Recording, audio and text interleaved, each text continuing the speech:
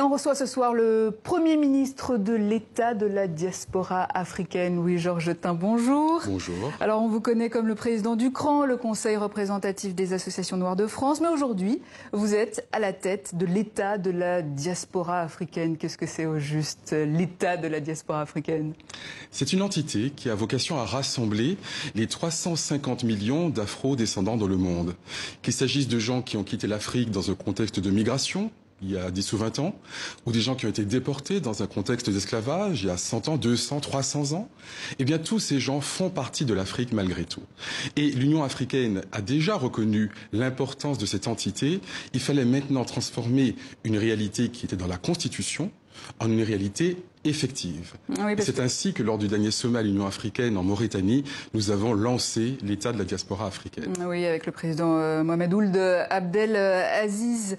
Mais c'est une véritable déclaration de sécession, d'indépendance que vous nous faites là, Louis-Georges Jetin. C'est une déclaration de rassemblement. Vous savez que tous les gens qui ont quitté l'Afrique ont toujours voulu, sinon rentrer en Afrique, en tout cas garder des liens avec leurs origines. C'est ce que disait d'ailleurs cette dame tout à l'heure. Donc l'idée, c'est en effet de renforcer l'Afrique par la diaspora et la diaspora par l'Afrique. Et vous en êtes le Premier ministre. Pourquoi vous? Eh bien, pourquoi pas? En tout cas, j'ai été sollicité ainsi et mandaté pour faire ce travail. Mais nous avons un gouvernement de 20 personnes, 10 hommes, 10 femmes, à parité. Voilà, des députés, et des députés aussi. Oui, mais alors, le gouvernement d'abord, 20 personnes qui viennent du Brésil, de l'Inde, du Panama, des États-Unis, d'Angleterre, etc. Et puis un parlement dans l'ensemble des régions. Nous allons effectivement le 24 prochain lancer le parlement de l'Europe, mais il y a aussi la branche d'Amérique du Sud, d'Amérique centrale, d'Amérique du Nord. Donc c'est ensemble que toutes ces personnes vont pouvoir organiser les échanges et la coopération entre le continent et sa diaspora. Et c'est vous qui allez donc structurer un petit peu tout ça? Oui, donc il y a évidemment une constitution qui permet de régler tout cela. Et puis après, nous avons des programmes concrets. C'est ça qui est important. Par exemple, nous allons mettre en place un programme de télémédecine, car nous avons dans la diaspora beaucoup de médecins qui n'ont pas oublié d'où ils viennent et à distance peuvent proposer des programmes de santé. Nous sommes en train de mettre en place la restitution des trésors pillés pendant la colonisation. Nous avons obtenu, par exemple, au Parlement européen, le 26 mars dernier, le vote d'une résolution qui appelle à la restitution et à la réparation. Donc ça, c'est une victoire que nous avons obtenue avec nos partenaires. Mais il faut la mettre en œuvre avec les pays africains. Nous avons beaucoup de partenariats en cours avec des pays d'Afrique centrale, d'Afrique de l'Ouest, pour que tout cela puisse devenir effectif. Parce qu'il ne s'agit pas simplement d'une structure. La structure, c'est bien. Il s'agit surtout de la mettre en œuvre de manière concrète, des objectifs sociaux, politiques, économiques. Une carte d'identité également de l'État de la diaspora africaine? Absolument. Nous avons des citoyens qui pourront désormais avoir une carte. Cette carte, c'est d'abord un symbole. Après, c'est une carte électorale parce qu'ils pourront ensuite voter pour les futurs députés, car là, il faut évidemment créer une démocratie. Et puis, des bénéfices socio-économiques seront attachés à cette carte. Nous avons une banque de la diaspora que nous sommes en train de lancer. Donc, les gens qui sont discriminés un peu partout pourront avoir accès à ces prêts. Nous sommes en train de mettre en place l'Agence internationale pour les stages. Beaucoup de jeunes de la diaspora n'ont pas le bon faciès ou le bon réseau, donc n'ont pas de stage, pas d'emploi, pas d'avenir.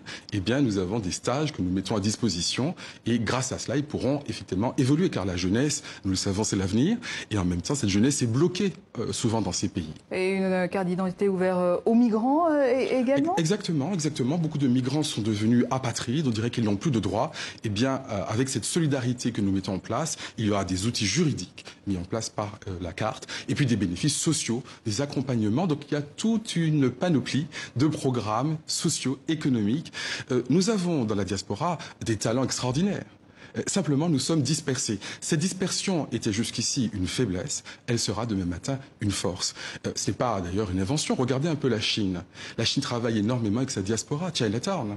Des pays comme le Liban ou la Syrie travaillent énormément avec leur diaspora. Même quand le pays est en difficulté, la diaspora prend en charge le développement. Avec la création d'une banque également? Nous avons également une banque que nous sommes en train de mettre en place, des programmes d'économie, enfin un ensemble de projets socio-économiques, une chambre de commerce que nous allons également lancer le 24 prochain. Donc des accords qui seront signés avec un certain nombre de pays, je ne vous dis pas parce qu'il faut garder un peu de suspense, mais des accords de coopération que nous sommes en train de mettre en place également.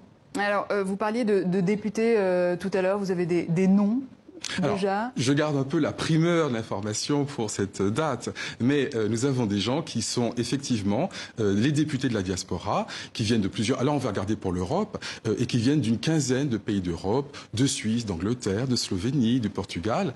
Et donc tous ces gens qu'on ne voyait pas suffisamment deviendront effectivement l'avant-garde du panafricanisme du XXIe siècle. Parce que jusqu'ici, il y a eu beaucoup de penseurs qui ont tracé le chemin. Nous ne faisons que nous mettre dans leurs pas. C'est le panafricanisme en action. Mais au niveau juridique, comment ça va se goupiller tout ça?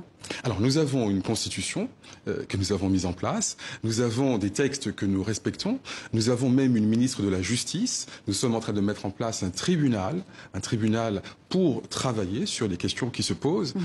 Donc au fond tout cela est assez classique. Ce qui n'est pas classique, c'est que la diaspora est un État sans frontières. Mais nous sommes aujourd'hui au XXIe siècle. Au XXIe siècle, les gens souvent, ils voyagent, ils sont migrants, ils sont dans le monde entier, et il y a Internet. Donc on ne peut pas raisonner de la même façon qu'au XIXe siècle. C'est comme les journaux. Quand les premières personnes ont dit « moi je vais faire un journal en ligne », on disait « mais c'est n'importe quoi, un journal c'est du papier ». Aujourd'hui, on a un peu dépassé ça. Donc dans la sphère politique, c'est la même chose. Aujourd'hui, on ne peut pas uniquement fonder la politique sur les valeurs ou les conceptions du XIXe siècle, les États-nations, territoires, etc. On a dépassé ça. Louis Georgetta, merci. Je rappelle que vous êtes Premier ministre de l'État de la diaspora africaine et bonne chance à vous pour votre mandat.